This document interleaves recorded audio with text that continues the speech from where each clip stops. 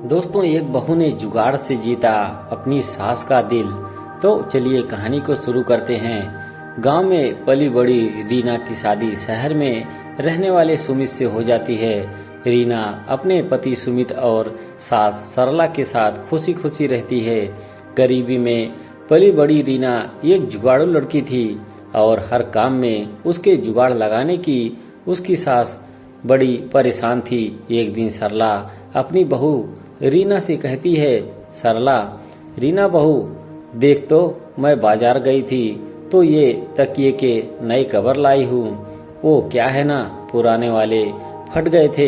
रीना, जानती हूँ माँ जी, इसीलिए मैंने पुराने रखे सभी कवर को जोड़कर नया कवर बना दिया। सरला, ओह अच्छा, मैं तो भूल ही गई थी कि मेरी बहू तो जुगाड़ू है।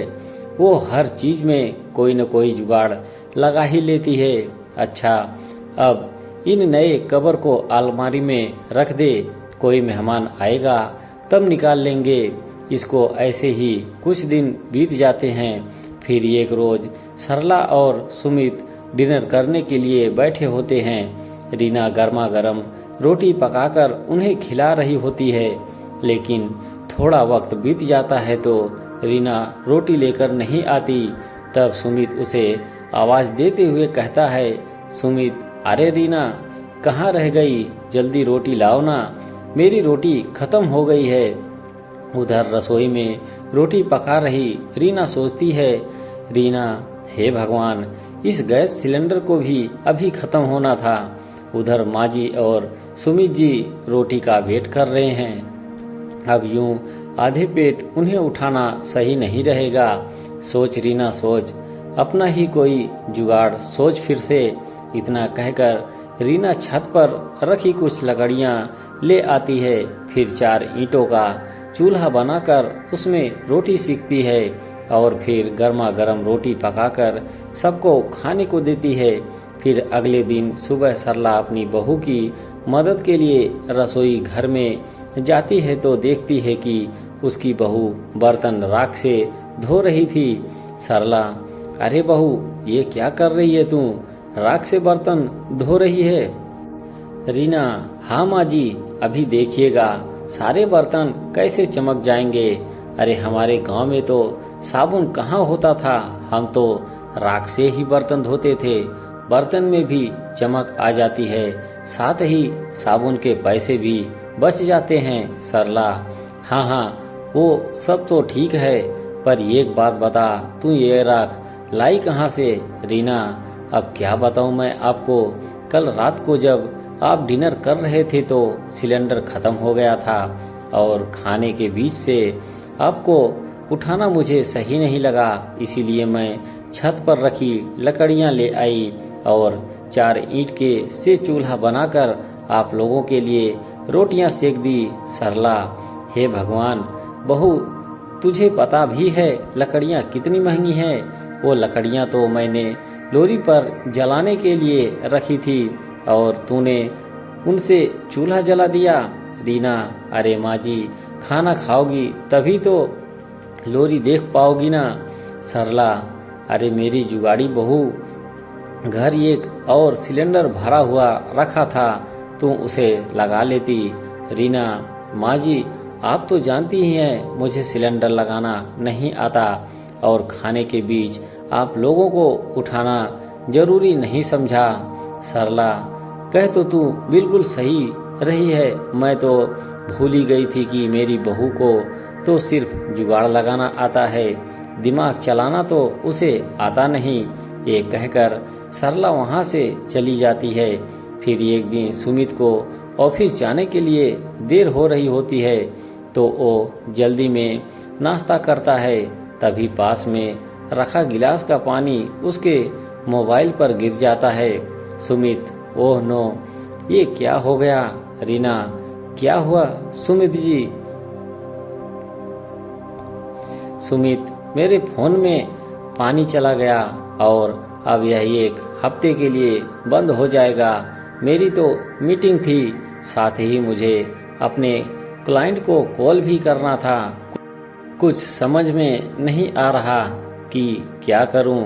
रीना, आप चिंता मत कीजिए, मैं आपका फ़ोन एक दिन में ठीक कर दूंगी, तब तक आप मेरा फ़ोन इस्तेमाल कर लीजिए। सुमित, क्यों? तुम क्या एक दिन में कोई जादू करने वाली हो क्या? अच्छा, मुझे देर हो रही है, फ़ोन दो, उसमें अपनी सिम लगा देता हूँ। सुमित के ऑफिस जाते ही रीना उसके फ़ोन को आटे के कनस्टर में डाल देती है। अगले दिन रीना सुमित को उसका फ़ोन देती है तो वो जैसे ही फ़ोन ऑन करता है वो तो पहले की तरह ही काम करना शुरू कर देता है। सुमित, अरे वाह रीना, अब तुमने कौन सा जुगाड़ लगाया इसे ठीक करने में?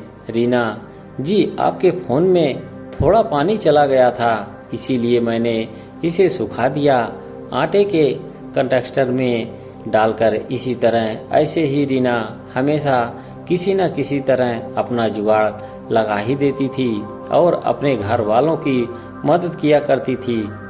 ऐसे ही कई महीने बीत जाते हैं। फिर एक दिन सरला मच्छरों को भगाने के लिए कछुआ छाप का धुआं सारे घर में कर देती है, जिससे कि सुमित का गला बंद हो जाता है और वो कुछ बोल नहीं पाता। रीना, सुमित जी, आज संडे है, बताइए तो आपके लिए खाने में क्या बनाऊं? सुमित कोई जवाब नहीं देता। रीना, कब से पूछ रही हूँ, आप कुछ बोलते क्यों नहीं? इसके बाद सुमित उसे एक पेपर पर लिख कर देता है कि घर में माँ ने कछुआ छाप जलाई थी, मुझे उससे बहुत एलर्जी है, जिस वजह से मेरी आवाज़ बंद हो गई है और अब इसे खुलने में 3-4 दिन लग जाएंगे। रीना, क्या 3-4 दिन? आप देखिए मैं आपका गला एक दिन में कैसे ठीक कर देती हूँ। मैं काढ़ा बना कर लाती हूँ, उसे आप दिन में 2 से 3 बार पिएंगे तो जल्दी ठीक हो जाएंगे। ये कहकर रीना किचन में काढ़ा बनाने चली जाती है। दूसरी तरफ सरला को याद आ जाता है कि उसके बेटे को तो इस धुएं से एलर्जी है। सरला, हे भगवान, आज मेरे बेटे को मेरी भूल की वजह से ये काढ़ा पीना पड़ेगा। वो किचन में जाती है और रीना से कहती है, सरला, अरे बहू, ये तू क्या कर रही है? सुमित को जब तक डॉक्टर की दवाई दिलवाकर नहीं लाएंगे वो ठीक नहीं होगा। तुम्हारा यह काढ़ा किसी काम का नहीं है। रीना, माँ जी, ये काढ़ा बहुत ही कमाल की चीज़ है, आप बस मुझे एक दिन का वक्त दो। अगर एक दिन में इनकी आवाज़ वापस नहीं आती तो फिर हम इन्हें डॉक्टर के पास ले जाएंगे।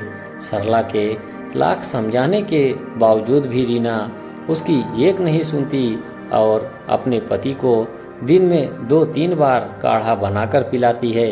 अगली सुबह जब सुमित सोकर उठता है तो उसकी आवाज़ वापस आ चुकी होती है। अरे वाह, क्या कमाल है रीना तुम्हारे जुगाड़ में। इतनी जल्दी तो मैं डॉक्टर की दवाई से भी ठीक नहीं हो पाता, इतनी जल्दी इस काढ़े से हो गया। सुमित, माँ, देखा तुमने, रीना के जुगाड़ का कमाल है।